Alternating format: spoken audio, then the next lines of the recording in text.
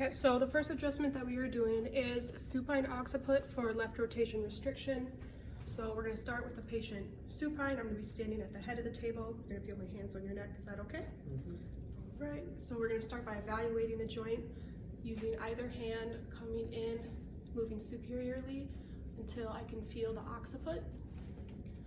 And then I can get my MCP contact in there, and we're going to over rotate.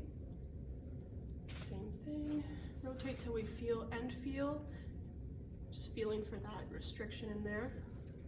And then when we find one, say we found that left rotation restriction, we're going to come in again, MCP, taking tissue slack M to L onto the occiput on the right side, and then we are going to laterally flex and rotate the patient's head to end feel, and my body will be following my contact till we're getting here.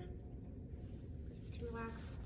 And then it's just going to be P to A with slight counterclockwise rotation.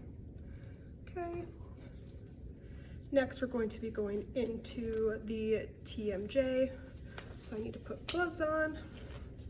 You can stay laying down. So for this adjustment, we are doing a right TMJ condyle distraction for a long axis restriction. Okay. Standing by the patient. I'm going to have you open your mouth, and then you're going to feel my hands inside of your mouth. I'm going to be using my thumbs on the top of your bottom teeth, okay? Okay. All right, so open, you can relax. I'm going in using my thumbs, pulling down, just testing the movement, and then I can use my index fingers on that joint to pull down, pull up, and then because this is a long axis restriction, I'm going to be coming in here. It's on the right side. My other hand will be supporting, and then it's just going to be pulling down. And this one's not so much of like a hard pull, but more of just a movement. And then that will be I to S, and then it'll also be a slight P to A in the back following the movement of the joint. Okay. Next, we're moving into a standing wall T6 extension restriction. So I'm going to put the table down for you. We're going to rotate or adjust the camera.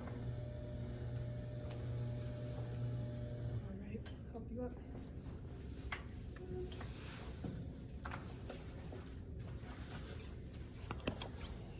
This. Okay, so I'm going to have you stand with your back against the wall here.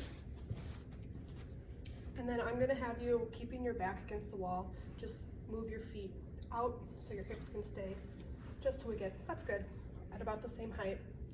Then I'm going to come in, you're going to feel my hand behind your back, okay? Okay. Well, actually, we need to do, I'll do the adjustment first and then go into end feel because I forgot to do that. But so for the adjustment, you would come in with whatever hand you're using. I'm going to be doing a closed fist contact, counting down to T6. And then because it's an extension restriction, we want to be pushing them into it more. So I'm going to be using a thenar contact. Then I'm going to have you cross your arms in front of you. Yep, perfect. And then I'm going to come in with modified fencer stance, indifferent hand coming down to traction. So we're going to go here. And I'm going to have you breathe in and out.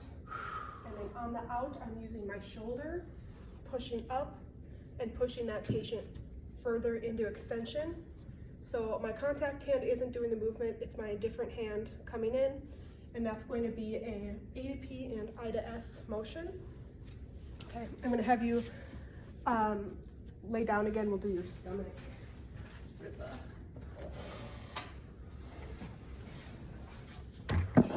for the evaluation of T6. You're coming in, you're going to feel my hands on your back, okay? I'm going to lift up your shirt. Okay. So you would do this on skin to skin. We did not have a gown available, so we're doing it this way. But I would come in, and you can start with just static palpation. feeling for any asymmetries, if anything's poking up at you.